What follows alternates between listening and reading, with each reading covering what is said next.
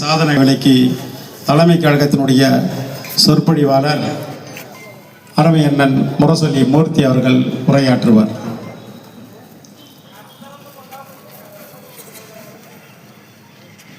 மாண்புமிகு தமிழக முதல்வர் ஆணைக்கிணங்க கழகம் 4 ஆண்டுகளை சாதனைகளை தொடர்ந்து 5ஆம் ஆண்டில் அடியெடுத்து வைக்கின்ற இந்த நன்னாளில் 4 ஆண்டு தமிழகத்திற்கு ஒரு 40 ஆண்டு கால சாதனைகளை 4 ஆண்டுகளில் நிகழ்த்தி காட்டிய மாண்புமிகு தமிழக முதல்வர் அவர்களை நினைவு கூறுகின்ற வகையில் எழுச்சியோடு ஏற்பாடு செய்திருக்கின்ற இந்த கூட்டத்திற்கு தலைமை பொறுப்பேற்றிருக்கின்ற அண்ணன் நாகராஜன் அவர்களுக்கும் இந்த நிகழ்விலே பங்கேற்று நிகழ்ச்சிக்கு நன்றியுரை நல்க இருக்கின்ற அதிபதி NJC பாபு அவர்களுக்கும் இந்த வட்டத்துடைய மாநகராட்சி மாமன்ற உறுப்பினர் சரிதா மகேஷ்குமார் அவர்களுக்கும் பகுதி கழக செயலர் அன்பிற்கினிய முரளி அவர்களுக்கும் தலைமை செயற்குழு நாகராஜ் அன்பிற்கினிய சந்துரு அவர்களுக்கும் மகேஷ் அவர்களுக்கும் மற்றும் இந்த நிகழ்விலே பங்கேற்றிருக்கின்ற மாவட்ட இளைஞருடைய துணை அமைப்பாளர் தம்பி அன்பிற்கினிய தனசேகர் அவர்களுக்கும் மாநகராட்சி மாமன்ற உறுப்பினர்கள்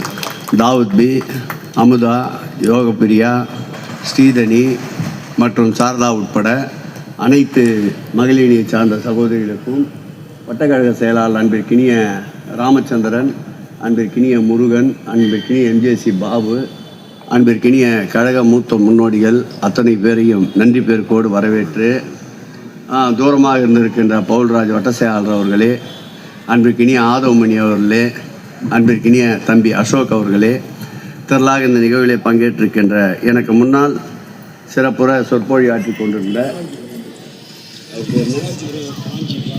காஞ்சி பாஸ்கர் உட்பட அனைவருக்கும் நன்றியை தெரிவித்துக் கொண்டு முரசொலி மூர்த்தி அவர்களை பேச வருமாறு அன்போடு அழைத்து நிகழ்ச்சியின் சார்பில் இந்த பட்டாடையை அன்பாடையாக அணிவிக்கின்றேன்.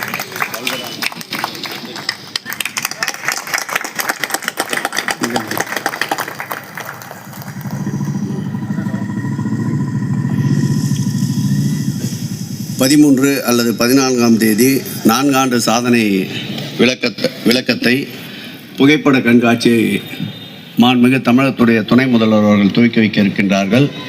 அதற்கு கால்நடையாக வருகை தந்து பார்வையிட்டு எங்களுக்கு ஆலோசனை வழங்கிய மாநகராட்சி மேயர் பிரியா அவர்களையும் அன்போடு வரவேற்கின்றோம்.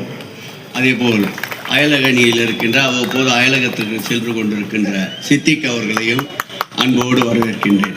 நன்றி. மூர்த்தி அவர்கள் பேசுவார்.